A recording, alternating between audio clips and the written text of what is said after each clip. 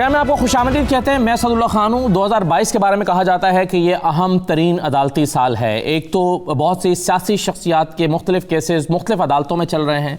اس کے علاوہ supreme court میں اس سال 5 ججز کی تعیناتی ہونی ہے اور پھر ایسے وقت میں کہ جب جوڈیشل کمیشن کے حوالے سے وکلاء تنظیموں کا ان کے تحفظات بھی ہیں, وہ اعتراضات بھی کر رہی ہیں, وہ اپنی تجاویز بھی دے رہی ہیں, مطالبات بھی کر رہی ہیں. پھر 62(1)(f) کی تشریح کا معاملہ ہے. اس سلسلے میں ایک درخواست بھی سپریم کورٹ کے پاس گئی ہے, اگرچہ اس پر اعتراض لگا کر واپس کیا گیا ہے, لیکن یہ معاملہ بھی عدالت کے پاس ہے یا جا سکتا ہے. پھر 184(3) کو ریگولیٹ کرنے کا مسلسل مطالبہ کیا جا رہا ہے. پھر نیب آرڈیننس ہے, وہ جو اس کے مضمرات ہیں, اس کو بنیاد بنا کر کچھ کیسز, کچھ بریت کی درخواستیں آئی ہیں, خاص طور پر حمزہ صاحب کی طرف سے. تو عدالتی سال, اس سال میں جو اہم چیزیں ہونی جا رہی ہیں, اس کی جو انٹرپریٹیشن ہے, اس کے بارے میں ہم آج کے پروگرام میں گفتگو کریں گے. میرے ساتھ اٹارنی جنرل آف پاکستان خالد جاوید خان صاحب موجود ہیں. بہت شکریہ خالد جاوید خان صاحب پروگرام میں شرکت کرنے کے لیے. میں سر پہلا سوال میں آپ سے یہ کرنا چاہوں گا کہ حکومت نے فیصلہ کیا اور پھر اعلان کیا کہ ہم شہباز شریف صاحب کے معاملے میں عدالت کے پاس جائیں گے, لاہور ہائی کورٹ کے پاس جائیں گے. تو کب عدالت کے پاس جا رہے ہیں اس معاملے میں سر؟ دیکھیے, کیبنٹ کا ڈیسیشن تھا کہ یہ لاہور ہائی کورٹ کا آرڈر ہے, اس کی بظاہر وائلیشن ہو رہی ہے. پھر میں نے جب ریکارڈ دیکھا اور آرڈر پڑھا تو اس میں کچھ سٹیپس ہیں اور آرڈر کے 2 حصے ہیں. ایک تو وہ انڈرٹیکنگس ہیں جو میاں نواز شریف صاحب کی اور میاں شہباز شریف صاحب کی ہیں. باقی آپریٹو جو پارٹ ہے آرڈر کا, تو اس کو سامنے رکھتے ہوئے میں سمجھتا تھا کہ جو ڈاکیومنٹس جمع کروائی گئی ہیں, میڈیکل رپورٹس جن کو بتا کے پٹیشنز کی طرف سے, پہلے اس کا جائزہ میڈیکل بورڈ, جو ایکسپرٹ میڈیکل بورڈ وہ لے لے, کیونکہ ظاہر ہے کہ میاں صاحب کی ہیلتھ کے بارے میں ایک یہ میڈیکل ایشو ہے تو ایکسپرٹ اوپینین ہونا ضروری ہے. تو اسی لیے ہم نے پہلے جو رپورٹس تھیں اس کے لیے خط لکھا, اور اس کے بعد مزید رپورٹس نہیں تھیں, اس کے لیے میاں شہباز شریف کو اپروچ کیا. اب ریسنٹلی ایک اور ڈاکیومنٹ فائل ہوئی ہے ایک امریکن ڈاکٹر کی طرف سے, تو میں نے پنجاب گورنمنٹ سے ریکویسٹ کی ہے کہ اس پہ بھی اسپیشل میڈیکل بورڈ کے سامنے رکھا جائے تاکہ ان کا اوپینین آئے, اور اس کو سامنے رکھتے ہوئے پھر اگلا اسٹیپ لیا جائے گا. تو اس میں بیسک سوال یہ ہے کہ اگر میاں صاحب کی طبیعت اتنی ناساز ہے. جی جی جی جی جی کہیے سر, مکمل کیجیے. جی میاں صاحب کی طبیعت اتنی ناساز ہے کہ وہ ٹریول کرنے کی پوزیشن میں ہے یا نہیں, یہ بیسک ایشو ہے. اور جو گراؤنڈ پہ نظر آتا ہے وہ ایکٹیویٹیز بظاہر میاں صاحب کی ایسی تھی کہ وہ شاید ٹریول کرنے کی پوزیشن میں ہے, لیکن کیونکہ یہ سوال ظاہر ہے کہ فائنل اوپینین میڈیکل ایکسپرٹس کا ہے, تو ہم چاہتے ہیں کہ ایک دفعہ یہ چیز ویریفائی ہو جائے بیفور ہم کورٹ میں کوئی مزید پروسیڈنگ کے لیے جائیں. اس کا انتظار ہے. صحیح ہے سر. جو ڈاکیومنٹ ابھی ڈاکٹر شال کی طرف سے فائل ہوا ہے, اس ڈاکیومنٹ وہ صرف ریکمنڈیشن ہے, ان کی اوپینین ہے ڈاکٹر کی, یا اس کے ساتھ کچھ کلینکل رپورٹس, بلڈ رپورٹس بھی ہیں؟ کیا ہمارا میڈیکل بورڈ جو ہے وہ از خود اپنے طور پر بھی ایک ایویلیویشن کر سکتا ہے, یا بس ان کی جو رپورٹ ہے اس کو وہ پڑھے گا اور دیٹس اٹ؟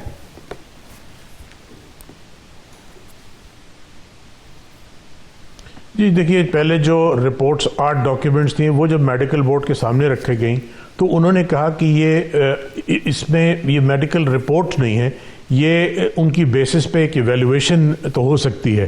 اور میڈیکل رپورٹ ہوتی ہے کہ کوئی لیب رپورٹ ہو, کوئی انٹرونشن ہوئی ہو, جو اسپیسیفک ٹیسٹس ہوئے ہوں ان کی تفصیل. اور پچھلی دفعہ بھی یہی تھا. اب یہ دوبارہ جو ڈاکٹر فیاض شال کا لیٹر ہے, بظاہر اس میں لگتا ہے, اور انہوں نے خود لکھا ہے کہ میرا اوپینین ہے اور ایویلیویشن ہے, لیکن وہ ایک تفصیل سے انہوں نے اپنا اوپینین اور ایویلیویشن دی ہے. تو میں چاہتا تھا کہ اس ڈاکیومنٹ کو بھی میڈیکل بورڈ ایگزامن کر لے, بٹ بظاہر جو ہے اس سے بہت زیادہ مختلف نہیں ہے جو پہلے رپورٹس تھی, تھوڑا سا تفصیل زیادہ ہے. اور یہ وہ ڈاکٹر صاحب ہیں جو پرائمری ڈاکٹر نہیں ہیں میاں نواز شریف صاحب کے, جو انگلینڈ بیسڈ نہیں ہیں, لیکن خط سے نظر ہی آتا ہے کہ وہ کافی پرانے عرصے سے میاں صاحب ان کو کنسلٹ کرتے رہے ہیں. تو بہتر یہ ہے کہ ایک اسپیشل میڈیکل بورڈ اس ایویلیویشن کو, جو کہ خود ڈاکیومنٹ کہتی ہے کہ ایویلیویشن ہے, اوپینین ہے, اس کو ایگزامن کرے اور اپنی رائے دے کہ کیا یہ میڈیکل رپورٹ ہیں. کیونکہ آپ دیکھیں گے جو کورٹ کا آرڈر تھا وہ میڈیکل رپورٹس کے لیے تھا, اوپینین یا ایویلیویشن چاہے پرائمری ڈاکٹر کی یا سیکنڈری کنسلٹنٹ کی وہ نہیں تھا. اور میرے دانش میں یہ شاید کورٹ کے آرڈر سے کمپلائی نہیں کر رہا تھا, اسی لیے میں نے شہباز شریف صاحب کو خط لکھا تھا, تو اس کا انہوں نے جواب آپ نے دیکھا ہے وہ کیا دیا. جی اس کا جو جواب انہوں نے دیا خالد زاویہ صاحب، اس میں وہ اس میں جو لفظ استعمال انہوں نے کیے ہیں، اس میں میڈیا ٹرائل کا لفظ استعمال کیا ہے، اس میں کنٹمپٹ آف کورٹ کہا ہے، پھر انہوں نے اس کو ان لافل کہا ہے، ان جسٹیفائڈ کہا ہے. تو آپ کیسے سمجھتے ہیں کہ آپ کا جو خط ہے وہ قانونی تقاضوں کے عین مطابق ہے؟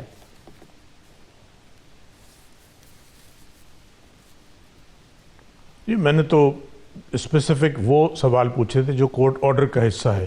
اب اس کو انہوں نے کس طرح پرسیو کیا یا ان کو کس طرح ایڈوائز کیا گیا اس کے بارے میں ظاہر ہے کہ یہ میں اس پہ کوئی رائے نہیں دینا چاہتا. جی سر، اس میں ایک ان کی وضاحت یہ ہے کہ اس کا آئینی طریقہ اور قانونی طریقہ یہ ہوتا تو بہتر تھا کہ آپ یہ خط ہائی کورٹ کو لکھتے اور ہائی کورٹ انہیں کہتی کہ آپ یہ رپورٹ سبمٹ کریں، کیونکہ رپورٹ ہائی کورٹ میں سبمٹ ہونا ہے. آپ براہ راست ان کو خط نہیں لکھ سکتے تھے.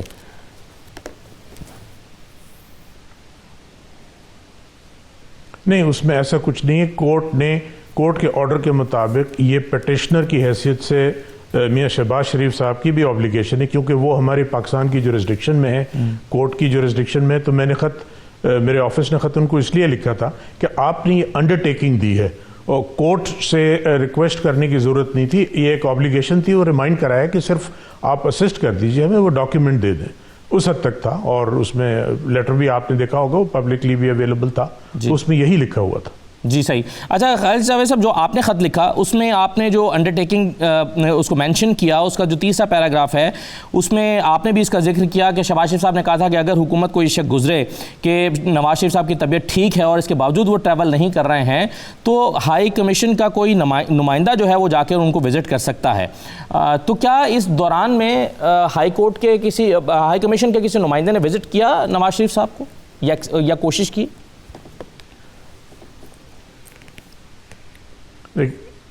دیکھیے ارلیئر جب انہوں نے سسپینشن آف سینٹنس کے لیے اپروچ کیا تھا گورنمنٹ کو تو انٹیریئر منسٹری کی طرف سے ایک لیٹر گیا تھا، لیکن وہ پرانی بات ہے. جہاں تک یہ جو پارٹ آپ نے پڑھا انڈر ٹیکنگ کا، میں اس اسٹیج پہ پہنچنے کے لیے میڈیکل اوپینین، کیونکہ میں ذاتی رائے تو نہیں دے سکتا کہ میاں صاحب کے بارے میں ڈاؤٹس ہیں. ظاہر ہے کہ میاں صاحب کی فزیکل ایکٹیویٹیز ہیں، سوشل ریکریشنل پولیٹیکل ایکٹیویٹیز ہیں جو نظر آ رہی ہیں، لیکن کیونکہ ایٹ ہارٹ یہ ایک ایکسپرٹ اوپینین بیسڈ سوال ہے، تو اسی لیے میں اس سٹیج پہ جانے سے پہلے میں چاہتا تھا کہ انڈیپینڈنٹ جو میڈیکل بورڈ ہے وہ ان ڈاکیومنٹس کو ایگزامن کرے اور اپنی رائے دے. پارٹلی انہوں نے دے دی تھی 8 ڈاکیومنٹس کے بارے میں، باقی جو نئی ڈاکیومنٹ بھیجی ہے تو اس کے لیے ہم منتظر ہیں. اس کے بعد جو کورٹ آرڈر ہوگا اس کے مطابق نیکسٹ اسٹیپ لیا جائے گا. صحیح ہے سر. ایک اور معاملے میں میں آپ کی رائے چاہتا ہوں. جسٹس قاضی فائز صاحب کا جو معاملہ ہے اس پر جو تفصیلی اب فیصلہ سامنے آیا، جسٹس منظور ملک صاحب کے حوالے سے ایک اختلافی نوٹ میں کہا گیا کہ ایک جج ریٹائر ہونے کے بعد کیسے تفصیلی فیصلے پر سائن کر سکتا ہے. تو آپ کے خیال میں آپ کی قانونی رائے اس پر کیا ہے کہ ایک فیصلہ جو شارٹ آرڈر پہلے آ چکا تھا اس کے تفصیلی فیصلہ جاری ہونا تھا، وہ اس پر دستخط کر سکتے تھے منظور ملک صاحب یا نہیں؟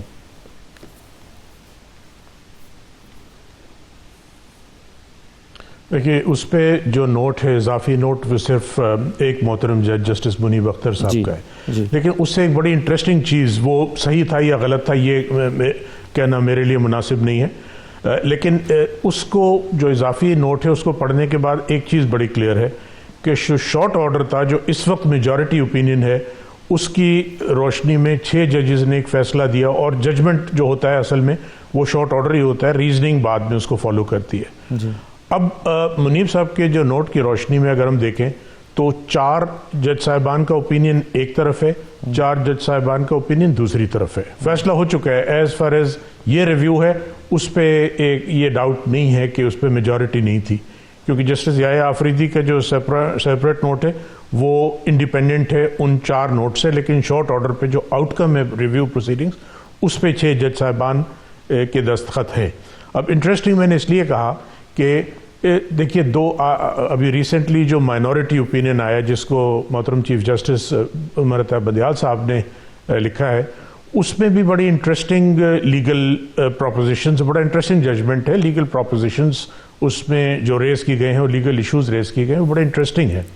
اس کو ان دونوں کو اور میجورٹی اوپینین جو پہلے آیا تھا جو 4 جج صاحبان کے دستخط سے، تو اب ظاہر ہے کہ اس کیس کا فیصلہ ہو گیا، لیکن یہ کیونکہ ایک پریسیڈنٹ بھی ہوگا آئندہ کے لیے، تو میں جس کو اس طرح دیکھ رہا ہوں کہ دو امپورٹنٹ ایشوز ہیں عدلیہ کے سامنے. ایک ہے انڈیپینڈنس آف جوڈیشری, ایک ہے اکاؤنٹیبلٹی آف ججز, اور یہ دونوں بڑے امپورٹنٹ ہیں. اور دو ہمارے پاس پیمانے نظر آئے ہیں, ایک وہ 4 جج صاحبان نے جو ریزننگ دی ہے, ایک بندیال صاحب کی ریزننگ ہے. آئندہ جب بھی یہ کیس اس کانٹیکس میں کبھی آئے گا تو ان کے لیے بائنڈنگ ریزننگ کوئی نہیں ہے جو منیب صاحب کے نوٹ کے مطابق. اور ان کو میں ریکنسائل اگر کروں, کیونکہ دونوں جو ریزننگز ہیں اس میں بڑے پاورفل آرگیومنٹس ہیں, خاص طور پہ بندیال صاحب کی جو لیگل ایشوز ریز کیے گئے ہیں وہ یقیناً ان کے جواب کی ضرورت ہے. لیکن اب اگر آئندہ کبھی یہ ایشو آتا ہے تو میرے دانش میں اس کا فیصلہ اس طرح ہوگا کہ اگر کورٹ کو نظر آتا ہے کہ یہ ریفرنس یا یہ شکایت جو کی گئی ہے جج صاحب کے بارے میں یہ بنیادی طور پہ ایک کیموفلاج ہے اور جو اٹیک ہے وہ انڈیپینڈنس آف جوڈیشری یا جج کے اوپر ہے, اس کی اوپینین کی وجہ سے یا کسی اور وجہ سے, تو پھر سٹینڈرڈ اور ریزننگ وہ اپلائی کرے گا جو موجودہ 4 جج صاحبان نے لکھی ہے. اگر کوئی ایسا کیس ہے جس میں کوئی انڈیپینڈنس آف جوڈیشری کا ایشو نہیں ہے, کوئی انڈیویجول کیس ہے اور جس میں accountability is the dominant theme, اس میں جو ریزننگ فالو کرے گی وہ چیف جسٹس عمر عطا بندیال صاحب نے جو لکھی ہے وہ کرے گی. تو بڑا انٹرسٹنگ یہ ایک کنٹراسٹ ہے, اور یہ آنے والے وقت میں جورسپروڈنس جیسے جیسے آگے بڑھے گی اس ایریا میں تو یہ نظر آئے گا, اور یہ دونوں ریکنسائلبل ہیں میری دانست میں. اور جو آؤٹ کم ہے جسٹس قاضی فائز عیسیٰ کا, وہ میں سمجھتا ہوں کیونکہ اس میں بنیادی ایشو انڈیپینڈنس آف جوڈیشری کا زیادہ تھا بنسبت اکاؤنٹیبلٹی کے, تو آؤٹ کم جو ہے وہ اس پروسیڈنگز کا بالکل صحیح ہے. لیکن ریزننگ دونوں بڑی انٹرسٹنگ ہے اور آگے کے لیے ایک ہمارے لیے پریسیڈنٹس موجود ہیں دونوں صورتوں میں. تو جج صاحبان کا پرسیپشن بڑا امپورٹنٹ ہوگا کہ اگر کوئی کیس سامنے آتا ہے اور اس میں ایسا لگتا ہے کہ ریاست یا کوئی اور ہیرس کر رہے ہیں ججز کو اور پروسیڈنگز جو ہیں وہ ایک بہانہ ہے, تو پھر ریزننگ وہ فالو ہوگی جو اس وقت میجورٹی کی ہے. اور پرائیویٹ جو ڈسپیوٹس ہوں گے جہاں واقعی کور ایشو اکاؤنٹیبلٹی کا ہے تو وہ ریزننگ فالو ہوگی جو چیف جسٹس عمر عطا بندیال نے کی. صحیح ہے سر. جب یہ معاملہ سپریم جوڈیشل کے پاس پہلے گیا تھا تو بہت ساری چیزیں فیکٹ کے طور پر موجود نہیں تھیں, لیکن پھر جب جیسے جیسے بات آگے بڑھی, کچھ FBR کی طرف سے کچھ چیزیں آئیں, کچھ فیکٹس ہمارے سامنے آئے, تو جو نئی چیزیں سامنے آئیں اس کی بنیاد پر کیا دوبارہ سپریم جوڈیشل کاؤنسل از خود نوٹس لے سکتا ہے اب اس معاملے پر؟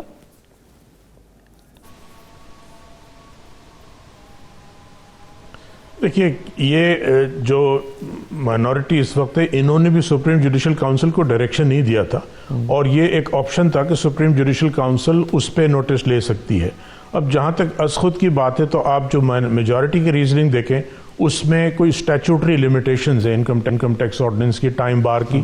مائنورٹی نے اس پہ کوئی کامنٹ نہیں کیا, انہوں نے کہا یہ کیونکہ ہمارے سامنے یہ ایشو نہیں ہے, تو وہ بڑا امپورٹنٹ ہوگا. اور آپ دیکھیں ایک جو پیراگراف ہے جس میں یہ ذکر آیا ہے کہ 1,25,000 پاؤنڈ بعد میں جو کمشنر کی رپورٹ میں آیا ہے, تو یہ وہ تمام چیزیں جو ریویو کے فیصلے کے بعد ہیں, تو میری دانست میں وہ ریویو کا حصہ تو ہو نہیں سکتی تھیں. اس حد تک میں ایگری کرتا ہوں میجورٹی کی ریزننگ سے. اب اس میں یہ بھی ایک آبزرویشن آئی ہے کہ ایک پارٹنر کی طرف سے پیمنٹ کیا گیا تھا اس وقت جب یہ جج ہو چکے تھے.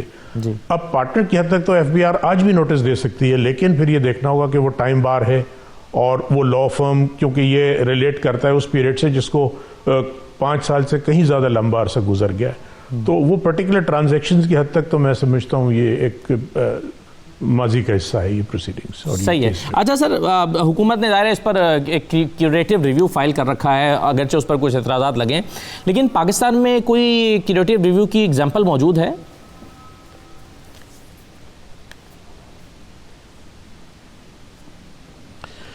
پاکستان میں کیوریٹیو ریویو کی تو شاید پاسٹ میں پریسیڈنٹ نہیں ہے, یہ ہندوستان سے یہ جورسڈکشن لی گئی, لیکن میری ذاتی رائے یہ کہ اگر کیوریٹیو ریویو پاکستان میں اپلیکیبل ہو بھی تو یہ کیوریٹیو ریویو ریاست کو اویلیبل نہیں ہے.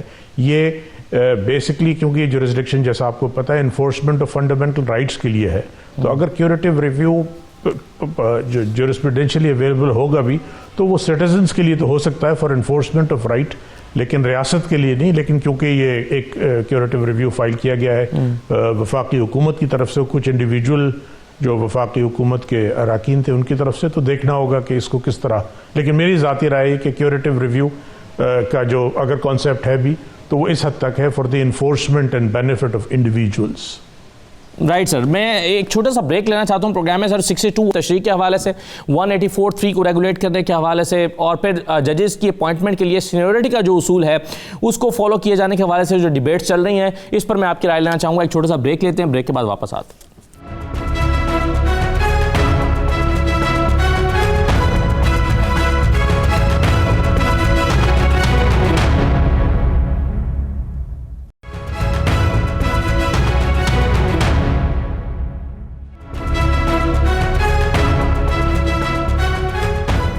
پروگرام میں آپ کو دوبارہ خوش آمدید کہتے ہیں. ہمارے ساتھ اٹارنی جنرل آف پاکستان خالد جاوید خان صاحب موجود ہیں. خالد جاوید صاحب، میں 62(1)(f) کی تشریح کے حوالے سے آپ سے جاننا چاہتا ہوں کہ کیا یہ، چونکہ 5 ججز کا اس پر متفقہ فیصلہ موجود ہے کہ تاحیات نااہلی ہے، کیا یہ تشریح قطعی ہے یا آپ کے خیال میں اس میں گنجائش باقی ہے، دوبارہ عدالت میں جایا جا سکتا ہے؟ اور اگر دوبارہ عدالت میں جاتے ہیں تو کیا اگین یہ کیوریٹو ریویو کی درخواست ہوگی؟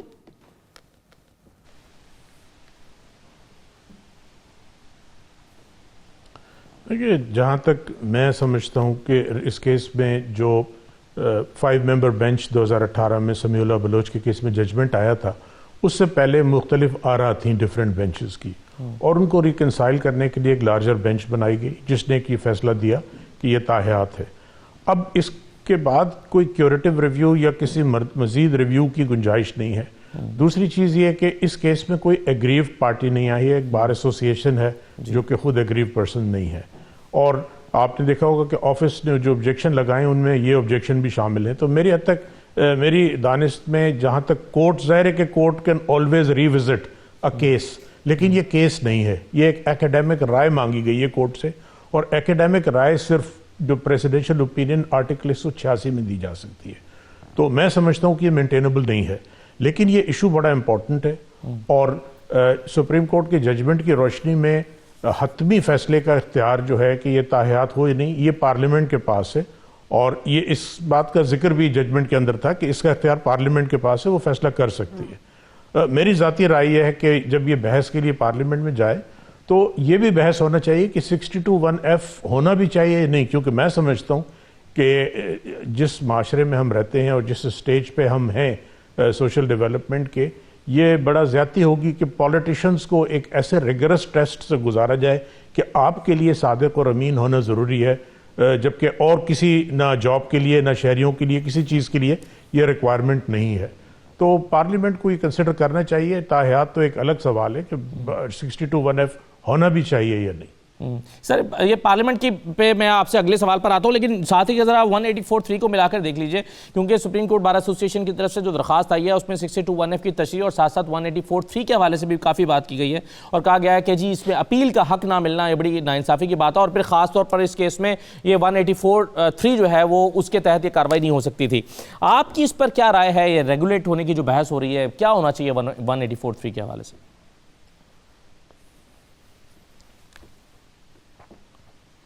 دیکھیے، 184(3) کی جو فلسفی تھی وہ یہ تھی کہ عوام الناس کے حقوق کے لیے یہ ایک انکویزیٹوریل جورسڈکشن تھی، انویسٹیگیٹو یا ایڈورسیریل نہیں تھا کہ جس میں 2 پارٹیاں لڑ رہی ہوں یا کسی ایک پارٹی کے خلاف فیصلہ ہو. اور شروع میں پاکستان کی جو چند دہائیاں تھیں 73 کے بعد، اس میں جب پہلی بار یہ جورسپروڈنس ڈیولپ ہوئی تو اس میں عوام الناس کے حقوق کی جو ایشوز تھے وہ لیے گئے. ہلکے ہلکے ایک سٹیج آیا، اور یہ میں سمجھتا ہوں میاں نواز شریف نے جب اسمبلی کے ریزولوشن کو چیلنج کیا تھا، وہ پہلا پولیٹیکل کیس تھا جس میں ایک ایڈورسیریل نیچر کی پروسیڈنگز تھیں، اور اس کے بعد ایک اس حد تک کورٹ چلا گیا کہ وہ انڈیویجول کیسز میں فائنڈنگز آئیں، اس میں انڈیویجول لوگوں کے لیے پینل کانسیکوینسز تھے. تو میری ذاتی رائے میں یہ اس حد تک ریوزٹ ضرور ہونا چاہیے کہ ایڈورسیریل جورسڈکشن نہیں ہے. اس جورسڈکشن کی ایکسرسائز کے نتیجے میں انڈیویجولز کے خلاف فائنڈنگ شاید اگر ہوں تو پھر اپیل ہونا ضروری ہے، اور اپیل بھی پارلیمنٹ پرووائڈ کر سکتی ہے، کورٹ پرووائڈ نہیں کر سکتی. پارلیمنٹ پرووائڈ کر سکتے ہیں، لیکن آپ نے دیکھا کہ فل کورٹ ریفرنس کے دوران جب تقریریں ہوئیں تو اس میں احسن بون صاحب کی رائے یہ تھی کہ اس میں پارلیمنٹ میں جانا ضروری نہیں ہے، بلکہ یہ پروسیجرل رولز جو ہیں، جو اس کے سپریم کورٹ کے رولز ہیں، اس میں ترمیم تبدیلی کے ساتھ ہو سکتا ہے. تو آپ اس سے اختلاف کرتے ہیں احسن بون صاحب کی رائے سے؟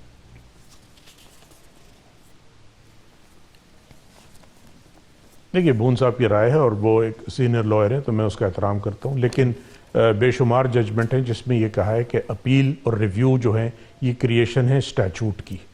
اور کیونکہ یا ایکٹ آف پارلیمنٹ جس سے آئین امینڈ ہو یا عام لیجسلیشن سے، میں نے آج تک کہیں نہیں دیکھا کہ یہ رولز سے جو ہے اپیل کریٹ کی جا سکتی ہو. آلدو جو رولز کا اسٹیٹس ہے سپریم کورٹ وہ کانسٹیٹیوشنل رولز ہیں جو کہ عام اسٹیچوٹری رول سے ان کا جو وہ ہے وہ کافی ہائر ہے اس کا، لیکن میری جو رائے ہے اس میں بہتر یہ ہے کہ یہ آئین امینڈ کر کے اگر ضرورت ہے اس کی تو دیا جائے. لیکن جو میں نے پروپوز کیا کہ اگر 184(3) اس طرح استعمال ہو اور وہ ریگولیٹ ضرور ہو سکتا ہے، اور آپ نے دیکھا ہوگا کہ چیف جسٹس عمر بندیال صاحب نے اپنی جو ریفرنس میں بھی کہا تھا، انہوں نے کچھ ایشوز کا ذکر کیا تھا. یہ وہ ایشوز تھے جس میں عوام الناس کے بنیادی حقوق کی بات ہے، ایڈورسیریل پروسیڈنگز کی نہیں، تو اس حد تک ریگولیٹ ہو سکتا ہے اور یہ کلیئر کر سکتے ہیں سپریم کورٹ کہ انڈیویجول کیسز میں، جیسے جرنلسٹ کا آپ دیکھیے سپریم کورٹ نے نوٹس لیا ہوا ہے تو اس میں کوئی ایڈورس فائنڈنگ نہیں آئے گی، اس میں ریمیڈی ایڈوانس ہو سکتی ہے انفورسمنٹ آف فنڈامنٹل رائٹس کے لیے. اگر اس راستے پہ چلیں تو شاید اپیل کی ضرورت بھی نہیں ہے. صحیح ہے سر. میں ججز کی اپوائنٹمنٹ کے آپ کے سامنے ایک دو سوال رکھنا چاہتا ہوں. اس پر وکلاء تنظیموں کا مطالبہ یہ ہے یا ان کی رائے یہ ہے کہ یہ سینیورٹی کے اصول کے مطابق ایک جج کی اپوائنٹمنٹ ہونی چاہیے. آپ کیا سمجھتے ہیں یہ سینیورٹی کا اصول فالو کیا جانا چاہیے یا اس کو نہ فالو کیا جانا زیادہ بہتر ہے؟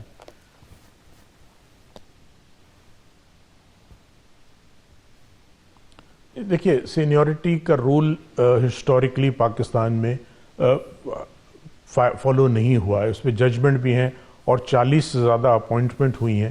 لیکن سینیورٹی خود ایک ایسا معیار ضرور ہے کہ جو ٹرانسپیرنٹ اور آبجیکٹو ہے، تو سینیورٹی کا ایلیمنٹ ضرور ہونا چاہیے. لیکن 17 سپریم کورٹ میں جج ہوتے ہیں، ہائی کورٹ میں جو جج صاحبان ہیں ان کی بہت بڑی تعداد ہے، تو ایسا نہیں ہو سکتا کہ تمام جج صاحبان جو ہیں وہ ہائی کورٹ کے سپریم کورٹ آ جائیں، تو وہاں ظاہر ہے کہ سلیکٹ کرنا ہوگا. اور اسی لیے بار کی اور جو جوڈیشل کمیشن کے اندر معزز ممبران تھے جن کی رائے تھی کہ سینیورٹی کا کرائیٹیریا اڈاپٹ ہونا چاہیے، وہاں بھی یہ بڑا امپورٹنٹ ایشو تھا، اس کو اسی کانٹیکس میں دیکھا گیا. اور اب ہم اس نتیجے پہ پہنچے ہیں، جوڈیشل کمیشن میں کنسنسس ڈیولپ ہوا کہ ایک کرائیٹیریا مقرر کیا جائے جس میں سینیورٹی بھی ایک کرائیٹیریا کا حصہ ہوگا، لیکن سینیورٹی کم فٹنس اور میرٹ جو کہ سول سروس میں، آرم فورسز میں ٹاپ سلاٹ کے لیے یہ کرائیٹیریا اڈاپٹ کیا جاتا ہے. تو سمپلسٹر سینیورٹی کے میں ذاتی طور پہ حق میں نہیں ہوں.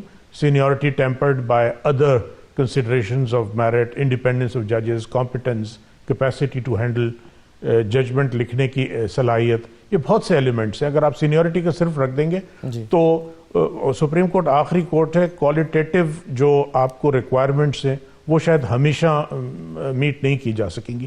لیکن ٹرانسپیرنسی یقیناً ہونے چاہیے.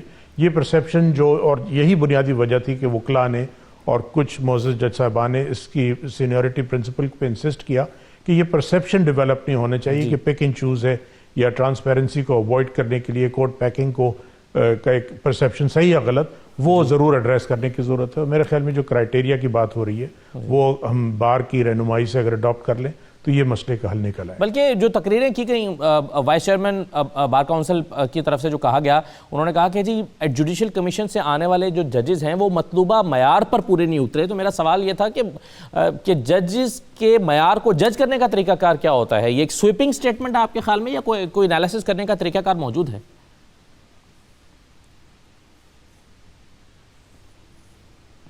دیکھیے میں کسی اسپیچ پہ کامنٹ نہیں کروں گا، لیکن ایز اے جنرل پروپوزیشن یہ کافی سویپنگ سٹیٹمنٹ تھا. آپ اگر یہ سٹیٹمنٹ دیں کہ جی تمام اپوائنٹمنٹ جو ہوئی ہیں وہ معیار پہ پوری نہیں اتری، تو یہ یقیناً فیکچولی یہ صحیح سٹیٹمنٹ نہیں ہوگا. یقیناً اس کو امپروو کرنے کی ضرورت ہے، اور اسی لیے بہتر یہ ہے کہ سینیورٹی کے ساتھ ساتھ جو دوسری کنسیڈریشنز ہیں، میرٹ کی، انڈیپینڈنٹ، جو میں نے ابھی فیکٹرز کا ذکر کیا، ان کے ساتھ اگر رکھ کے دیکھا جائے تو یہ یقیناً ایک بہتری کی طرف یہ جائے گا. صحیح ہے. خالد صاحب یہ بتائیے کہ رانا شمیم صاحب کا بیان حلفی کا معاملہ ہو یا فیک آڈیوز کے سامنے آنے کا معاملہ ہو، ایسا لگتا ہے کہ بہت ساری چیزیں عدالتوں کے اندر چلنے والے کیسز پر اثر انداز ہونے کے لیے لائی ہیں یا ہو رہی ہوتی ہیں، یا کوشش کی جا رہی ہوتی ہے، یا انٹینشن اس کے پیچھے ہی ہوتی ہے. آپ کے خیال میں وکلاء تنظیموں کی ذمہ داری اس پر کیا ہے تاکہ عدالت جیسے فورم کو متنازع نہ بنایا جا سکے؟ تو وکلاء کی ذمہ داری اس پر کیا بنتی ہے؟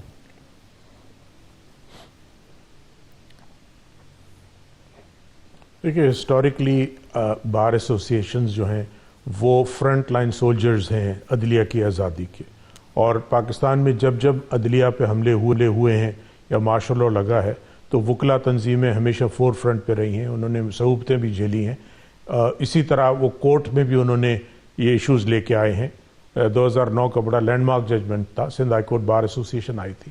تو بنیادی رول وکلا کا یہ ہے کہ انڈیپینڈنس آف جوڈیشری کے کسٹوڈین کی حیثیت سے، ساتھ ساتھ وکلا کی ذمہ داری یہ بھی ہے کہ اگر ان کی دانست میں جوڈیشری کے اندر امپروومنٹ کی ضرورت ہے یا کچھ ایسے ایشوز ہیں جس سے جوڈیشری کی انڈیپینڈنس یا انٹیگریٹی پہ سوال اٹھتا ہے، اس کو بھی ریز کرنا بار کی ذمہ داری ہے۔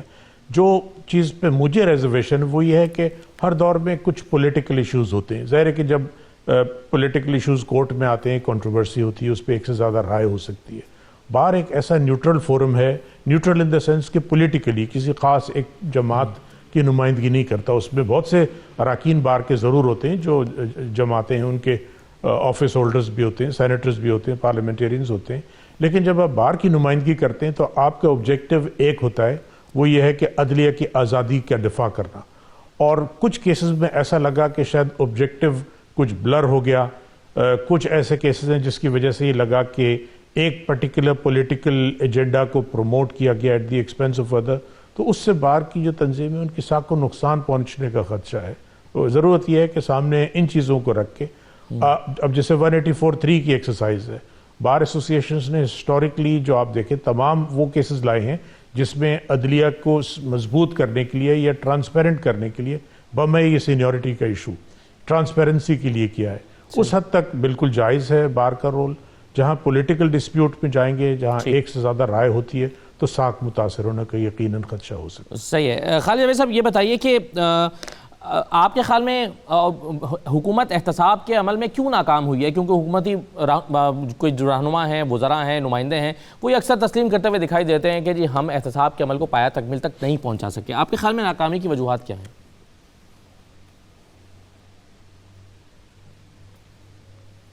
یہ سب سے پہلے تو ایک یہ مسکنسیپشن ہے کہ احتساب کرنا حکومت کا کام ہے۔ احتساب کرنا بنیادی طور پہ ایک ادارہ اس کے لیے قائم کیا گیا ہے، وہ ہے نیشنل اکاؤنٹیبلٹی بیورو۔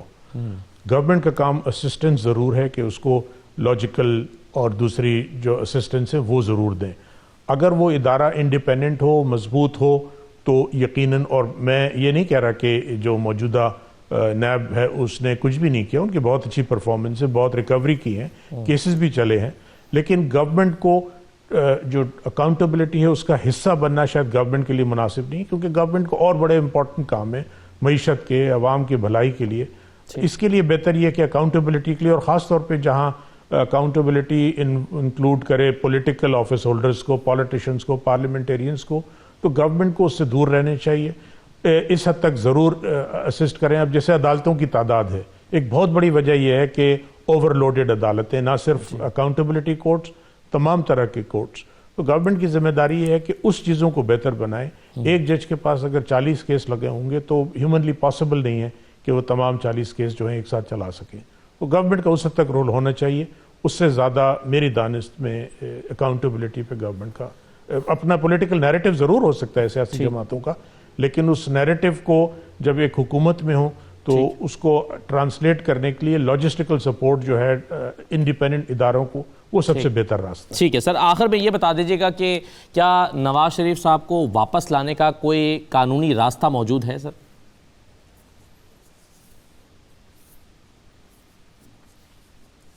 دیکھیے، میں جو مجھے کیبنٹ نے انسٹرکشنز دیے ہیں وہ ہائی کورٹ کے آرڈر کی انفورسمنٹ ہے۔ اب اس انفورسمنٹ کے نتیجے میں میاں صاحب اگر واپس آ جاتے ہیں بہت اچھی بات ہے، لیکن میرا آبجیکٹو ان کو واپس لانا یا نہ واپس لانا نہیں ہے، جو کورٹ میں آرڈر ہوا ہے اس کو امپلیمنٹ کرنا ہے۔ Right sir, thank you very much, بہت شکریہ خالد جاوید خان صاحب پروگرام میں شرکت کرنے کے لیے۔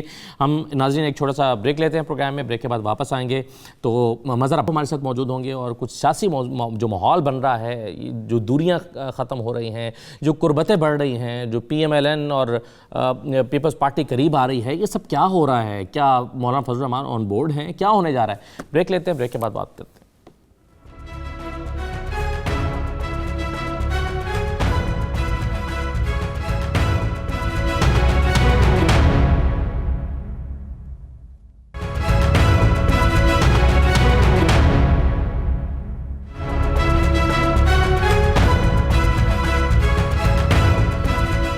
پروگرام میں دوبارہ خوشامدید کہتے ہیں. سیاسی منظرنامے پر ایک نئی شکل ابھر رہی ہے. ایسا لگتا تھا کہ پیپلز پارٹی اپنی پالیسیز کو لے کر بالکل دور جا چکی ہے, پی ایم ایل این الگ فاصلے پر کھڑی ہے, اور مجموعی طور پر پی ڈی ایم بھی پیپلز پارٹی کے قریب آنے کا کوئی امکانات زیادہ دکھائی نہیں دے رہے تھے.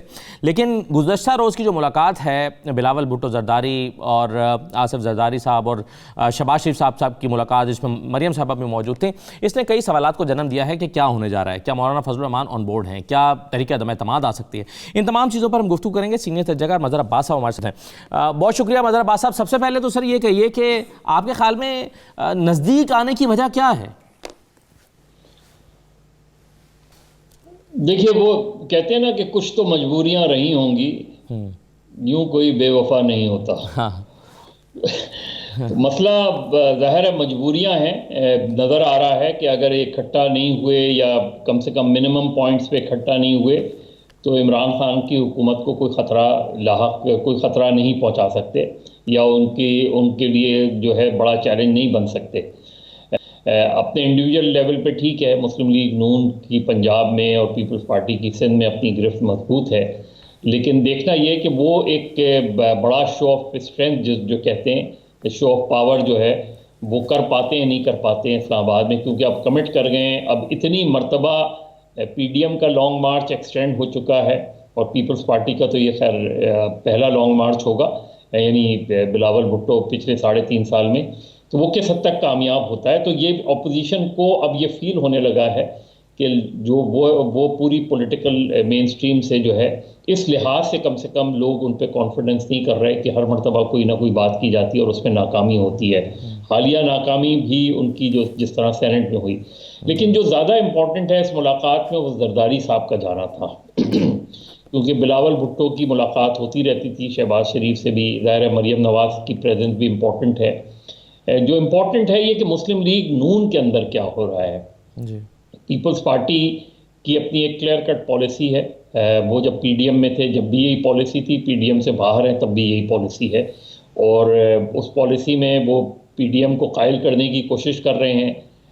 کسی حد تک تو وہ قائل کرنے میں کامیاب ہو گئے ہیں, لیکن کیا مولانا فضل الرحمان بھی قائل ہوں گے؟ کیونکہ یہ دیکھیں, اس کو لوگ اس طرح دیکھ رہے ہیں مولانا کی پریزنس کیونکہ یہ مسلم لیگ نون اور پیپلز پارٹی کی ملاقات تھی, اور میرا خیال ہے بہت ہی تیزی سے چیزیں وہ کرنے کے موڈ میں نظر آتے ہیں, اسی لیے کل ہی اجلاس بلا لیا ہے سینٹرل ایگزیکٹو کمیٹی کا. مسلم لیگ نون میں مجھے لگ رہا ہے کہ ایک خاموش تبدیلی آئی ہے جس میں شہباز شریف جو ہے وہ اب فرنٹ سیٹ پہ نظر آ رہے ہیں, وہ ڈرائیونگ سیٹ پر نظر آ رہے ہیں. کیونکہ یہ مسلم لیگ نون میں ہم نے دیکھا ہے رائیونڈ سے جب وہ جی ٹی روڈ تک کے مارچ کے حوالے سے اس وقت سے لے کے آج تک یہ کہیں شہباز شریف جو ہے وہ اپنا رول پلے کرنے لگتے ہیں, کہیں نواز شریف آگے آتے ہیں, لیکن اب فائنلی مجھے لگ رہا ہے کہ مریم اور شہباز شریف صاحب ہمیں ایک پلیٹ فارم پر بہت کم نظر آئے ہوں گے. لیکن اس میں مرزا صاحب ایک تجزیہ یہ رہا ہے ماضی میں کہ اگر کوئی شخص واقعی چاہتا ہے کہ حکومت گھر چلی جائے تو وہ مولانا فضل الرحمان ہے. پیپلز پارٹی کو بھی یہ سوٹ نہیں کرتا کہ حکومت گھر جائے, کیونکہ ایک صوبے میں ان کی حکومت ہے اور اس سے زیادہ شاید اگلے الیکشن میں بھی ان کو نہ مل سکے موجودہ حالات میں اگر الیکشن ہوتے ہیں. اسی طرح سے پی ایم ایل این کے اندر بھی وہ لوگ جو الیکٹ ہو کر آئے ہیں وہ نہیں چاہتے کہ حکومت گھر جائے, کیونکہ وہ تو پارلیمنٹ میں بیٹھے ہیں, تو 2 رائے موجود تھی پارٹی کے اندر. تو کیا اب پیپلز پارٹی واقعی یہ چاہنے لگی ہے کہ حکومت گھر چلی جائے, اور اگر یہ نہیں ہے تو پھر ان کا مقصد کیا ہے؟ دیکھیے, ان کا مقصد یہ ہے بیسکلی اپوزیشن کا کہ ڈی اسٹیبلائز رکھیں عمران خان کی گورنمنٹ کو, اسٹیبل نہ ہونے دیں. یہ مقصد نہیں ہے. انہیں بھی پتہ ہے کہ عمران خان کی گورنمنٹ کو ووٹڈ آؤٹ کرنا بہت مشکل ہے. پاکستان میں ووٹ آف نو کانفیڈنس کبھی بھی کامیاب نہیں رہی ہے. حتیٰ کہ بے نظیر بھٹو کے زمانے میں جب اسٹیبلشمنٹ بھی چاہتی تھی ووٹ آف نو کانفیڈنس, تب بھی نہیں آ سکی ووٹ آف نو کانفیڈنس. تو ووٹ آف نو کانفیڈنس سے اتنا آسان نہیں ہے. ہاں, ڈی اسٹیبلائز آپ کر سکتے ہیں اس طرح کے اقدامات سے, جس طرح آپ لانگ مارچ کر رہے ہیں. جو ہے کبھی عین ممکن ہے کہ پنجاب میں کوئی موو بن جائے ووٹ آف نو کانفیڈنس کی, تو پنجاب کے وزیر اعلیٰ کو تو وہ ووٹ آف نو کانفیڈنس آئے نہ آئے وہ یہ ضرور چاہتے ہیں کہ اپوزیشن کم سے کم اتنا رول ضرور وہ کرے کہ گورنمنٹ کے منسٹرز جو ہے وہ اسی کام پہ لگے رہیں. اور ڈی اسٹیبلائزیشن آئے گی تو ظاہر ہے انویسٹمنٹ اس طرح نہیں آتی, جو ہے انویسٹر نہیں آتا, تو وہ میرا خیال ہے اپوزیشن کو اپنے تئیں جو ہے یہ چیز سوٹ کرتی ہے. صحیح. اور مہنگائی ہوگی، اگر انویسٹر نہیں آئے گا، انفلیشن بڑھے گی، ایک غیر یقینی صورتحال بڑھے گی تو مہنگائی بھی بڑھے گی، اگلا بجٹ پھر جب آئے گا اس میں اور صورتحال خراب ہو سکتی ہے. تو یہ بیسک ٹارگٹ جو ہے اپوزیشن کا اس وقت نظر آتا ہے کر کے فائدہ اٹھانا، کہ ان کو کمزور رکھا جائے، ان کو بالکل اٹھا کے باہر نہیں پھینکا جائے. صحیح ہے. اچھا مظہر صاحب، یہ آپ کے خیال میں ایک تو ظاہر ہے یہ ملاقات اپنے طور پر ہی اس کے آپٹکس ہی امپورٹنٹ تھے کہ دونوں اکٹھے بیٹھے ہوئے ہیں، شہباز شریف صاحب پیپلز پارٹی اور PMLN، یہ اپنے تئیں بھی ایک امپورٹنٹ چیز تھی. لیکن بہرحال اگر ہم اس میں سے اور سبسٹنس دیکھیں یا کانٹینٹ دیکھیں تو دو چیزیں ہمیں نظر آتی ہیں. ایک لانگ مارچ پر اتفاق کرنے کی کوشش ہوتی ہے یا ڈسکشن ہوتی ہے کہ ایک دن اسلام آباد پہنچا جائے، اور دوسرا تحریک عدم اعتماد لانے پر بات چیت ہوئی ہے. آپ کے خیال میں دونوں چیزیں عملی طور پر ممکن ہیں یا ہوتی ہوئی نظر آتی ہیں آپ کو؟ دیکھیں، جیسے میں نے پہلے کہا کہ عدم اعتماد کی تحریک کی تاریخ تو ہمارے یہاں کوئی بہت ایسی نہیں، بہت زیادہ عدم اعتماد آئی بھی نہیں ہے تحریکیں. ایک سیریس اٹیمپٹ 88 میں ہی ہوئی تھی، بلکہ 89 میں ہوئی تھی، جو کہ کامیاب نہیں ہو سکی. اس کے بعد یہ ہم نے کوششیں دیکھی ہیں. اصل مجھے لگ رہا ہے کہ جو زرداری صاحب کھیل رہے ہیں، وہ 2023 کے الیکشن کے ممکنہ جو نتائج ہیں اس چیس بورڈ پر وہ کھیل رہے ہیں کہ اس دوران جو ہے پیپلز پارٹی کتنا جو ہے ون اوور کر سکتی ہے، پنجاب میں کس حد تک ان کا اسپیس بن سکتا ہے. پیپلز پارٹی کی، زرداری صاحب کی ایک انڈرسٹینڈنگ پنجاب میں چودھری پرویز الہی کے ساتھ بن گئی ہے، لیکن وہ PMLN کو بھی آن بورڈ رکھنا چاہتے ہیں کیونکہ PMLN کا گراف جو ہے پنجاب میں اچھا خاصا ہے، اور وہ چاہتے ہیں کہ اگر اس طرح کی صورتحال بنے تو ان کو آئندہ مرکز میں یا آئندہ انتخابات میں فائدہ ہو سکتا ہے. تو ان کے گیم پلان میں تو یہی ہے. PMLN جو ہے اس کا اعتماد یہ ہے کہ وہ اگر اسٹیبلشمنٹ جو ہے کوئی رول پلے نہیں کرتی، یا اسٹیبلشمنٹ کم سے کم اگر نیوٹرل ہی رہتی ہے تو وہ پنجاب نکال جائیں گے، اور اگر وہ پنجاب نکال گئے تو پیپلز پارٹی کے ساتھ ان کا ایک اتحاد بن سکتا ہے، جس طرح ہم نے 2008 میں دیکھا تھا. تو میرا خیال ہے کہ PMLN اور پیپلز پارٹی کی انڈرسٹینڈنگ پوسٹ الیکشن بھی انڈرسٹینڈنگ بن رہی ہے کہ اگر انتخابات ہوتے ہیں اور اس کے نتیجے میں PMLN کے پاس پنجاب آ جاتا ہے، پیپلز پارٹی کے پاس سندھ آ جاتا ہے، مکس سچویشن جو ہے خیبر پختونخوا میں ہوتی ہے. آخری میرے پاس 1 منٹ ہے، یہ بتائیے کہ مولانا فضل الرحمان اس ملاقات کو کیسے دیکھ رہے ہوں گے؟ مولانا فضل الرحمان یہ سمجھتے ہیں کہ ان کی تحریک کامیاب ہو جاتی ہے اگر پیپلز پارٹی بیک آؤٹ نہ کرتی. تو مولانا ناراض ضرور ہیں، لیکن زرداری صاحب سے ان کے ایک بڑے پرانے تعلقات رہے ہیں. وہ ناراضگی اپنی جگہ ہے، لیکن زرداری صاحب کو یہ اعتماد ضرور ہے کہ وہ کسی بھی وقت مولانا کو منا لیں گے. اس میں اتنی زیادہ انہیں مشکل نہیں ہے. لیکن اب وہ مولانا اس حد تک تو آ گئے ہیں کہ وہ بھی خیبر پختونخوا میں لوکل باڈیز کا الیکشن لڑ رہے ہیں، اور میرا خیال ہے عدم اعتماد کی تحریک میں ان کے پاس بہت زیادہ ووٹ تو نہیں ہیں. لیکن آگے کے الیکشن میں 2023 کے الیکشن میں مسلم لیگ نون اور JUI وہ ایک انتخابی اتحاد بنا سکتے ہیں، اور مولانا اس لیے بہت زیادہ لڑائی نہیں لڑیں گے اس سلسلے میں. بہت شکریہ مظہر عباس صاحب، بہت شکریہ اپنا تجزیہ پیش کرنے کے لیے، پروگرام میں شرکت کیے. یہ آج کا پروگرام تھا. ناظرین اجازت دیجیے، اللہ حافظ.